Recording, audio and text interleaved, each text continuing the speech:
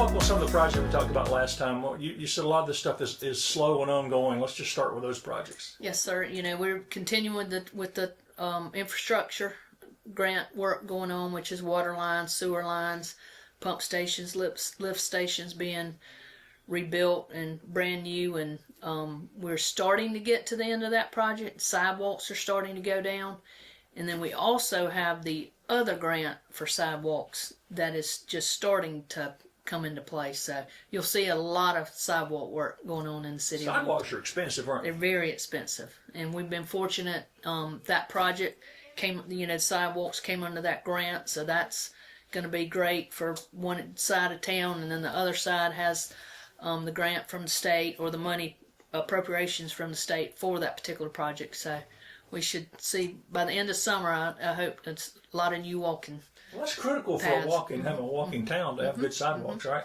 Right. What else is going on?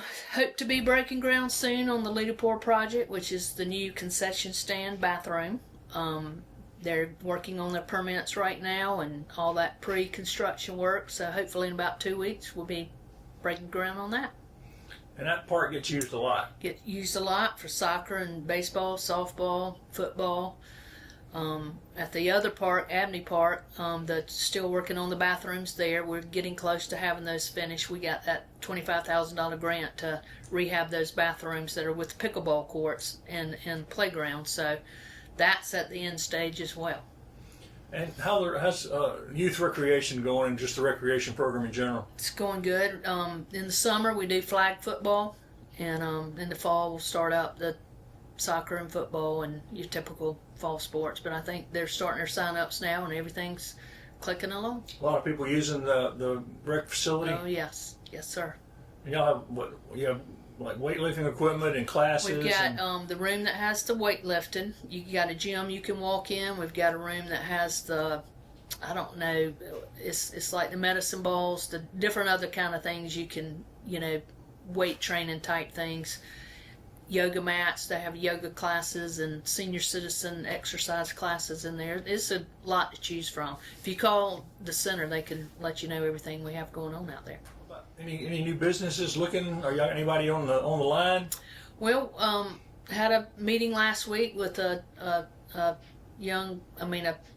man and a woman that would like to get something downtown and bring something down. They didn't say what, but they wanted me to show them the downtown, and they're very interested in bringing something there. So hopefully I'll find out soon what that might be. Any other news from downtown? Anything else y'all are working on? Not downtown. The Little Caesars is getting started, the Domino's is getting started, and the Waffle House is waiting on all their permits to be approved by the county. And that's three pretty big additions. That's really big. All at once, yes, isn't it? Very exciting. So nobody have to cook anymore. That's Belton? right. How about events? What events have got coming up? Second Tuesday in August, we'll have the continuation of our downtown sounds, which we call the Standpipe Sounds, and we'll have the Tailgate Homeboys. That second Tuesday in in August, and then we'll have another one second Tuesday in September. So 2 more to go. Y'all do anything on the 4th? No, we haven't done an event on the 4th. We kind of let our employees enjoy that weekend, because if we have an event, our employees are working. So we've just always decided let them enjoy that holiday and have some time off with their family. Well, there's plenty of events for that. Oh, there's lots. So it's. Well, what else are y'all looking forward to? Let's talk about roads for a minute. I mean, I know you're intimately acquainted with the Roads Commission and all. What do you hope comes out of all that? Well, personally, I'll vote yes, because I see from my seat that I don't see our roads getting paved in a big way anytime soon. It's so much that needs to be fixed. I just personally, I don't see it happen anytime soon. I mean, it may happen, but I don't see it in the near future. My opinion is, if the roads are a big deal to you and you want them paved, you're going to need to vote yes. You feel like the municipalities are going to get a fair deal with this? I do. Because it's a commission in charge of it. And I think one thing that most people think, when you say the county gets the money for the roads, it's not the administration or the county council, it's the Anderson County Transportation Committee. So, the administration of the county or the council, no need to fuss at them about the roads. They're not in charge of the roads. You know, the money's given to that committee, and it's not much money given to them. You know, Anderson County, 8 municipalities in the county is around 1,900 miles, and typically the county gets around 3 to 4 million a year. 4 million to pave a mile. Do the math. It's not going to happen. I hate it, you know, but it is what it is. And this proposed referendum, you'll have input on what roads here are your right. priorities. We've given our list, and yes, sir. And I guess you still hear more about roads than almost everybody says. Well, you know, we do get a lot of complaints about roads, and like I said, it's not a lot of it that's under our control. You know, we build pickleball courts, and you get comments. You can build a pickleball court, but you can't pave a road. Well, grant money cannot go to paving a road. And most of the outdoor fun stuff we get done, we're doing with hospitality money or grants that are specific to that project. We cannot use it to pave a road. We can't. So I wish people would learn that. You know, that's one thing that I, you know, would like people to know is just because we do one thing, we're not taking that money away from paving. You mentioned hospitality tax. How important is that for Belton? Oh, it's really big, especially now that we've lost money from the state. They're not appropriating us any special project money, so we're going to have to come up with it on our own. So that will be through hospitality, so it is a big deal. So, you know, Domino's, Little Caesars, hopefully Waffle House, that'll play a big part on, you know, a lot of projects we can do, quality of life projects that we can get done in Belton. How's that fund grown since you've been mayor? It's doing well. We have it's steadily rising because we get, you know, a few restaurants here and there, and it makes a big difference. You know, it's funny. Our biggest hospitality night is Halloween night. All that candy given out, and everybody wants to go out to eat.